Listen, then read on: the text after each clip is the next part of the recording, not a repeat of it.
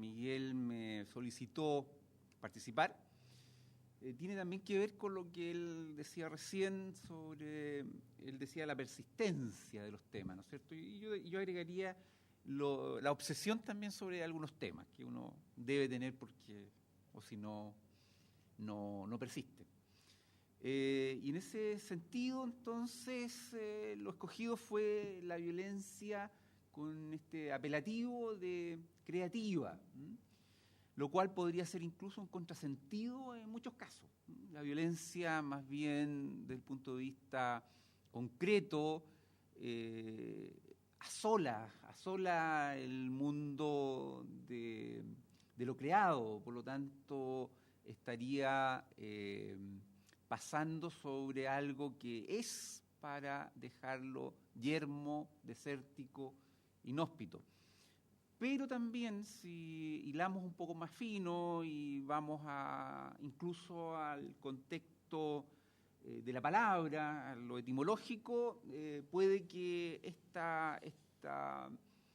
comienzo de creativo y de violencia puede que tengan un sustento. Y eso a continuación con los conceptos vanguardias y rupturas, ¿no? Y en ese sentido ahí está el aterrizaje de estos conceptos primero de violencia creativa hacia una cosa muy concreta que es las vanguardias artísticas y las rupturas que se producen con las vanguardias artísticas. Eso es lo primero. Fuera, recomponedores de viejos orines. Fuera, arqueólogos aquejados de necrofilia crónica. Fuera, críticos, terceros complacientes. Fuera, académicos gotosos, profesores borrachines e ignorantes. Fuera. Manifiesto de los primeros futuristas, 1910. Otra cita. Yo se lo digo, no hay comienzo y nosotros no temblamos. No somos sentimentales. Nosotros desgarramos el viento furioso, la ropa de las nubes y de las plegarias, y preparamos el gran espectáculo del desastre, el incendio de la descomposición. Preparemos la supresión del duelo y reemplacemos las lágrimas con sirenas tendidas de un continente a otro. Pabellones de júbilo intenso y viudos de la tristeza de la ponzoña. Manifiesto Dada, 1918, autor Tristan Tzara.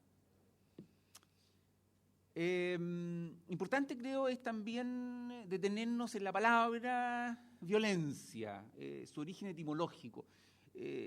Pienso que siempre es muy esclarecedor, da algunas luces, ir al origen de la palabra, aunque sabemos que la carga semántica hace que la palabra también cambie.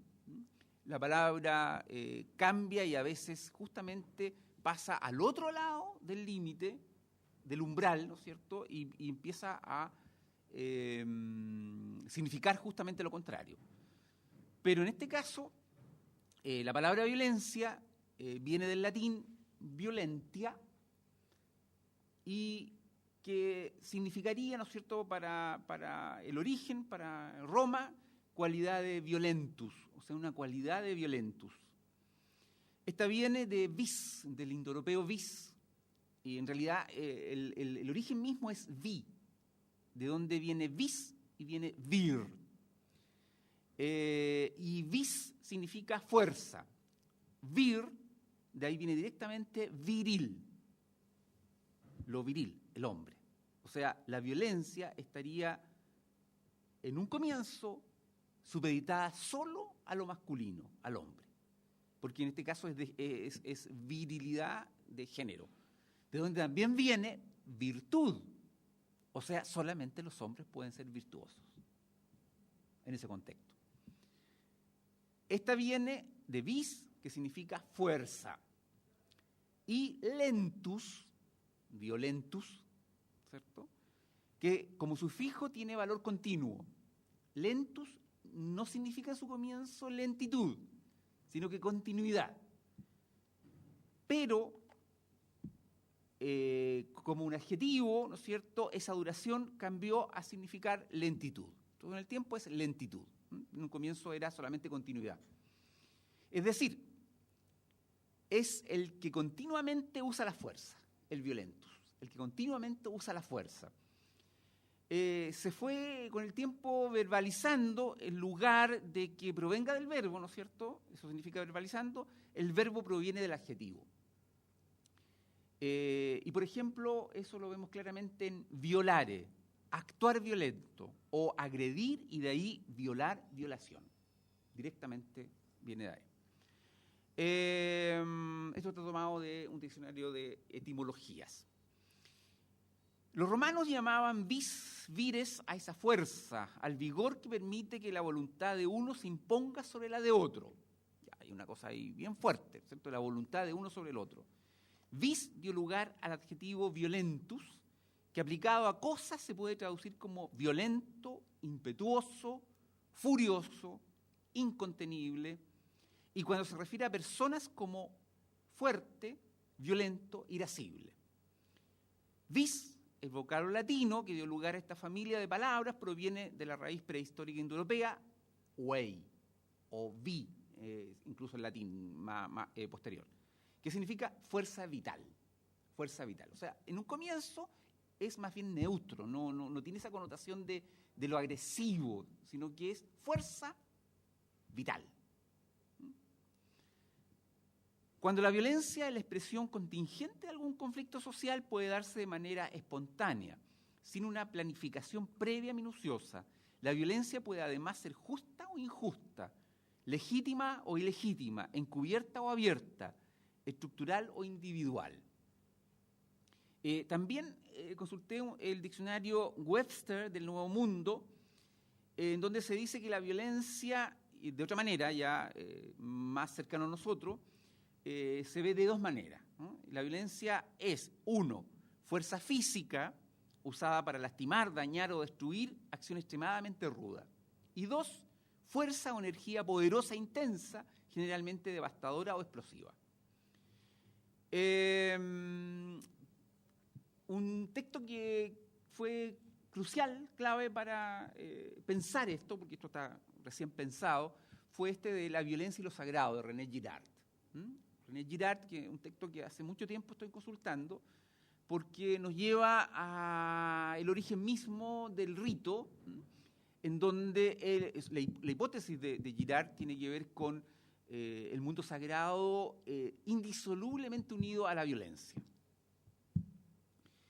Girard dice, comillas, algunos estudios sugieren que los mecanismos fisiológicos de la violencia varían muy poco de un individuo a otro, e incluso de una cultura a otra.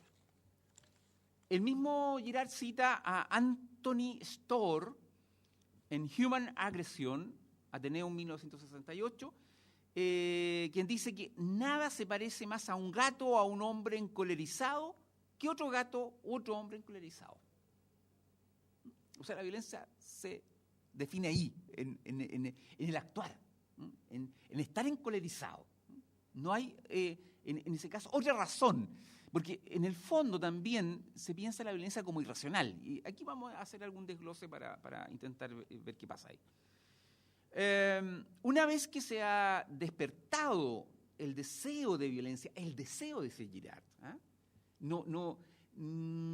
aquí él, en base a muchos estudios etnográficos y antropológicos, habla que el hombre no se comportaría violentamente por una situación espontánea, sino que hay un deseo detrás.